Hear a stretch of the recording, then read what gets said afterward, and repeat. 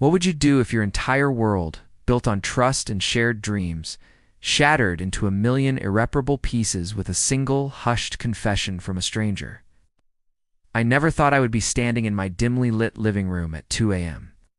The faint glow of my phone screen illuminating the terrified face of my neighbor Mark. He clutched his own phone, its display showing a grainy time-stamped video from his security camera pointed directly at my front door. The footage dated just last Tuesday showed my wife Sarah slipping out of our house not alone, but with a man whose face was obscured by shadow, yet his confident stride and familiar build sent a cold dread through me. Mark's voice was barely a whisper. "I think you need to see this, David. I didn't know what else to do." My heart hammered against my ribs, a frantic drumbeat of impending doom. The man in the video leaned in, kissed Sarah deeply, and then with a sickening familiarity. He used his own key to unlock the door to his house, just 2 doors down. The mystery wasn't who, but why. And the chilling realization that this had been happening right under my nose, in plain sight, made my blood run cold. If you genuinely enjoy our stories, please subscribe to the channel. Tell us where you're from and what time it is right now. It's always fascinating to know how far our story flows. The humiliation hit me first, a tidal wave of nausea that threatened to drown me.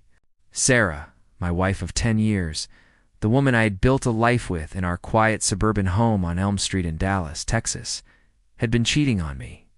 Not with some random stranger, but with our neighbor, a man I'd shared beers with at backyard barbecues, a man whose kids played with ours. The betrayal was a physical ache, a burning in my chest that made it hard to breathe.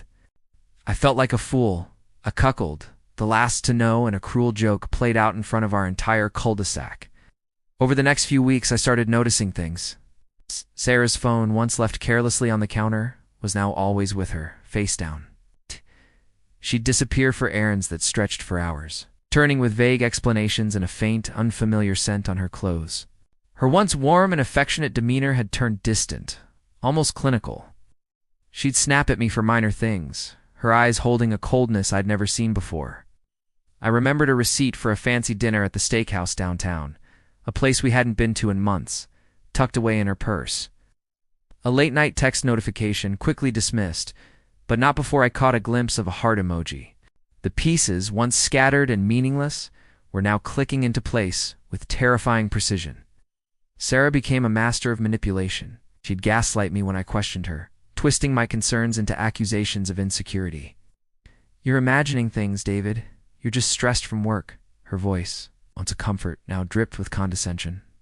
The affair partner, a smug real estate agent named Mark Jensen, would wave to me across the lawn with a sickeningly friendly smile, a silent taunt that made my blood boil. They felt untouchable, protected by their deceit, living their sordid little secret life while I withered in plain sight. I watched them, a silent observer in my own home, feeling my spirit slowly erode. I cried in the shower, my sobs muffled by the running water, feeling utterly broken, a shell of the man I once was. The pain was unbearable, a constant companion. But then, something shifted. The tears dried, replaced by a cold, hard resolve. I wasn't going to be a victim. I was going to fight back. I started gathering proof meticulously, patiently. I installed discrete cameras in the house, focusing on entry points and common areas. I hired a private investigator, a grizzled ex-cop named Frank, who specialized in infidelity cases. He tracked Sarah's movements, documenting her clandestine meetings with Mark Jensen at a seedy motel off Highway 75, the Oasis Inn, and their lunch dates at Diner's Delight on Main Street. I cloned her phone, sifting through hundreds of incriminating texts, photos, and call logs. The evidence piled up, bank statements showing lavish gifts, hotel receipts, even a shared vacation booking to Miami. Each piece of evidence was a nail in their coffin, and I hammered them in with grim satisfaction. My revenge would be surgical, precise, and utterly devastating. I consulted with a top divorce attorney, Miss Eleanor Vance, known for her ruthless tactics in high-stakes cases. We planned the legal traps, a no-fault divorce petition citing irreconcilable differences, but with a separate motion for alienation of affection against Mark Jensen, a rarely used but potent legal weapon in Texas. I also began to lay social traps. I created an anonymous email account and started sending carefully curated snippets of information to Sarah's closest friends, her family, and even her boss at Global Marketing Solutions on Commerce Street. Not enough to expose everything, but just enough to plant seeds of doubt, to make them question her character. I wanted her reputation to bleed out slowly, publicly. The day of reckoning arrived. The divorce papers were served at her office, a public spectacle that drew gasps and whispers. Simultaneously, the alienation of affection lawsuit landed on Mark Jensen's desk, threatening his career and his finances. The anonymous emails had done their work.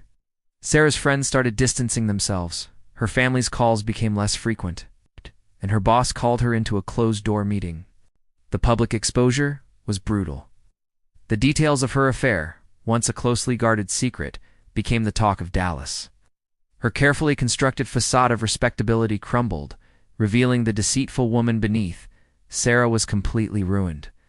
She lost her job, her friends, and her standing in the community. The divorce settlement left her with little, her infidelity a major factor in the judge's decision. Mark Jensen's real estate business suffered irreparable damage, his reputation in tatters. I saw Sarah once, months later at a grocery store on Mockingbird Lane. Her eyes were hollow, her once vibrant hair dull. Got her expensive clothes replaced by cheap, ill-fitting garments. She looked at me, and for the first time, I saw not anger, but a profound, crushing defeat. I felt nothing. No triumph, no joy, just a quiet, chilling emptiness. The silence in my house now is deafening, a constant reminder of the life that was and the life that will never be again. The end.